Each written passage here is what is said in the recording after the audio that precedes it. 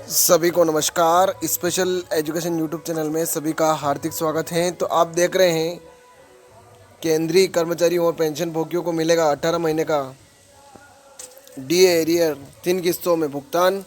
आगे इसमें ये है, बने रहिए अंत तक। केंद्र सरकार ने अपने कर्मचारियों और पेंशन भोगियों के लिए एक बड़ा फैसला लिया है। सरकार ने घोषणा की है कि वह केंद्रीय कर्मचारियों और पेंशन भोगियों को 18 महीने का डीए एरियर महंगाई भत्ता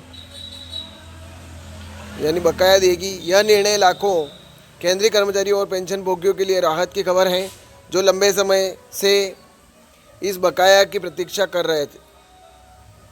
इस फैसले के अनुसार डीए एरियर का भुगतान किन 3 किस्तों में किया जाएगा। यह कदम सरकार की ओर से अपने कर्मचारियों के प्रति संवेदनशीलता दर्शाता है।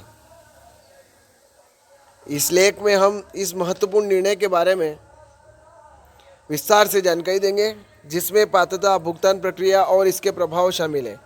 डीए एरियर क्या है? तो डीए एरियर या डीएनएस अलाउंस एरियर वह राशि है जो कर्मचारियों को पिछले समय के लिए बकाया महंगाई भत्ते के रूप में दी जाती है। महंगाई भत्ता कर्मचारियों के वेतन का एक महत्वपूर्ण हिस्सा होता है, जो मुद्रास्फीति के प्रभाव को कम करने के लिए दिया जाता है। डीए एरियर योजना का अवलोकन, विवरण और जानकारी। योजना का नाम डीए एरियर भुगतान योजना। लाभार्थी केंद्रीय कर्मचारी और पेंशन भोगी। एरियर की अवधि है 18 महीने। भुगतान का तरीका है 3 किस्तों में। लागू होने की तिथि जनवरी 2025 से। लाभार्थियों की संख्या लगभग 50 लाख। कुल अनुमानित राशि 2,000 रुपये करोड़ से अधिक। प्रभावी डीए वृद्धि 4% यानी कुल 42 से 46%। डीए एरियर के लाभार्थी कौन हैं? इस योजना के तहत निम्नलिखित वर्गों को लाभ मिलेगा। नंबर 1, केंद्र सरकार के कर्मचारी। सभी नियमित केंद्रीय सरकारी कर्मचारी इस योजना के पात्र हैं। केंद्रीय पेंशन भोगी, सेवानिवृत्त केंद्रीय कर्मचारी जो पेंशन प्राप्त कर रहे हैं। स्वायत्त संस्थाओं के कर्मचारी, केंद्र सरकार के अधीन कार्यरत स्वायत्त संस्थाओं के कर्मचारी भी इसके पात्र हैं। रक्षाकर्मी, सेना, नौसेना और वायुसेना के सदस्य भी इस लाभ के हकदार हैं। डीए एरियर की राशि कैसे निर्धारित की जाती है? तो डीए एरियर की राशि का निर्धारण कई कारकों पर निर्भर करता है। मूल वेतन, कर्मचारी का मूल वेतन डीए की गणना का आधार होता है। डीए दर में वृद्धि, पिछले 18 महीने में डीए दर में कुल वृद्धि। सेवा अवधि, एरियर की अवधि के दौरान कर्मचारी की सेवा अवधि। उदाहरण के लिए, यदि किसी कर्मचारी का मूल वेतन 50,000 रुपये है और डीए में 4% की वृद्धि हुई है, तो उसका मासिक डीए एरियर 2,000 रुपये होगा। 18 महीने के लिए राशि 36,000 होगी। डीए एरियर का भुगतान कैसे किया जाएगा? तो सरकार ने डीए एरियर के भुगतान को 3 किस्तों में करने का निर्णय लिया है। पहली किस्त अप्रैल 2025 में 40% राशि का भुगतान, दूसरी किस्त अगस्त 2025 में 30% राशि का भुगतान और तीसरी किस्त दिसंबर 2025 में शेष 30% राशि का भुगतान। यह व्यवस्था सरकार पर वित्तीय बोझ को कम करने और साथ ही कर्मचारियों को नियमित अंतराल पर लाभ पहुंचाने के लिए की गई है। डीए एरियर का प्रभाव, इस निर्णय का व्यापक प्रभाव होगा। आर्थिक प्रोत्साहन, यह कदम लगभग 50 लाख केंद्रीय कर्मचारियों और पेंशन भोगियों के हाथों में अतिरिक्त धन पहुंचाएगा, जिससे अर्थव्यवस्था को गति मिलेगी। खपत में वृद्धि, अतिरिक्त आय से उपभोक्ता खर्च बढ़ने की संभावना है, जो विभिन्न क्षेत्रों को लाभ पहुंचाएगा। मनोबल में सुधार, यह निर्णय केंद्रीय कर्मचारियों के मनोबल को बढ़ाएगा, जिससे उनकी कार्यक्षमता में सुधार हो सकता है। सामाजिक सुरक्षा, पेंशन भोगियों के लिए यह अतिरिक्त राशि उनकी वित्तीय सुरक्षा में योगदान देगी। डीए एरियर के लिए आवेदन प्रक्रिया। डीए एरियर के लिए कोई अलग से आवेदन करने की आवश्यकता नहीं है। यह स्वचालित रूप से पात्र कर्मचारियों और पेंशन भोगियों के खाते में जमा किया जाएगा। हालांकि कर्मचारियों को यह सुनिश्चित करना चाहिए कि उनके विभाग में उनका अद्यतन बैंक खाता विवरण उपलब्ध हैं। डीए एरियर और कर निहितार्थ, डीए एरियर पर कर लगाया जाता है। कर्मचारियों को इस अतिरिक्त आय पर आयकर का भुगतान करना होगा। कर की गणना व्यक्तिगत आय और कर स्लैब के आधार पर की जाएगी।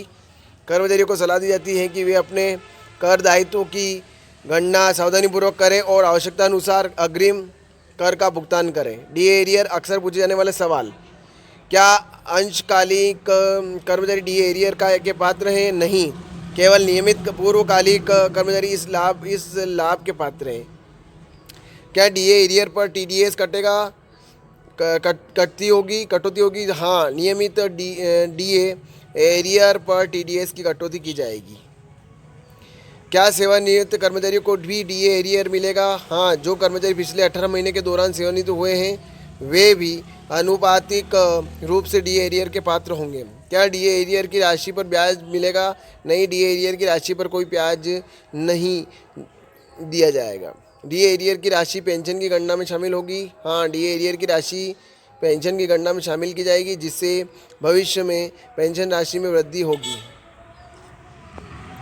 डी एरियर लाभार्थी के लिए सुझाव: बजट बनाएं, अतिरिक्त राशि के लिए एक बजट बनाएं और इसका उपयोग समझदारी से करें। निवेश विकल्पों पर विचार करें। डी एरियर की कुल राशि को भविष्य के लिए निवेश पर विचार करें। कर्ज चुकाएं, यदि आप पर कोई कर्ज हैं तो अतिरिक्त राशि का उपयोग उसे चुकाने के लिए करें। आपातकालीन कोष बनाएं, कुछ राशि को आपातकालीन कोष के रूप में अलग करें। कौशल उन्नयन, इस धन का उपयोग अपने कौशल को बढ़ाने या नए कौशल सीखने में करें। डी एरियर सरकार के लिए चुनौतियाँ: वित्तीय बोझ लगभग 2000 करोड़ का अतिरिक्त व्यय सरकार के लिए एक बड़ी चुनौती है। प्रशासनिक कार्य, इतने बड़े पैमाने पर भुगतान का प्रबंधन एक जटिल कार्य है। समय पर वितरण, 3 किस्तों में समय पर भुगतान सुनिश्चित करना महत्वपूर्ण है। शिकायत निवारण, कर्मचारियों की शिकायतों और प्रश्नों का प्रभावी ढंग से समाधान करना होगा। डी एरियर का भुगतान केंद्र सरकार द्वारा अपने कर्मचारी और पेंशन भोगियों के कल्याण के प्रति प्रतिबद्धता का एक महत्वपूर्ण कदम है। यह न केवल लाखों परिवारों को वित्तीय राहत प्रदान करेगा बल्कि देश की अर्थव्यवस्था को भी गति देगा। हालांकि इसके कार्यान्वयन में कुछ चुनौतियां हैं, लेकिन सही योजना और प्रबंधन के साथ यह एक सफल पहल साबित हो सकती है। कर्मचारियों और पेंशन भोगियों को इस अतिरिक्त धन का बुद्धिमानी से उपयोग करना चाहिए, जबकि सरकार को यह सुनिश्चित करना चाहिए कि भुगतान समय पर और पारदर्शी तरीके से किया जाए। अंत में यह कदम सरकार और उसके कर्मचारियों के बीच विश्वास और सहयोग को मजबूत करने में मदद करेगा। तो ये खबर थी।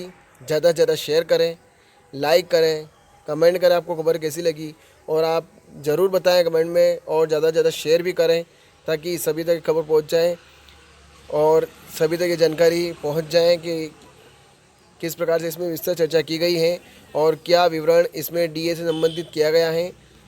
और आप चैनल पर नए हैं, चैनल को सब्सक्राइब जरूर करें। जय हिंद, जय भारत।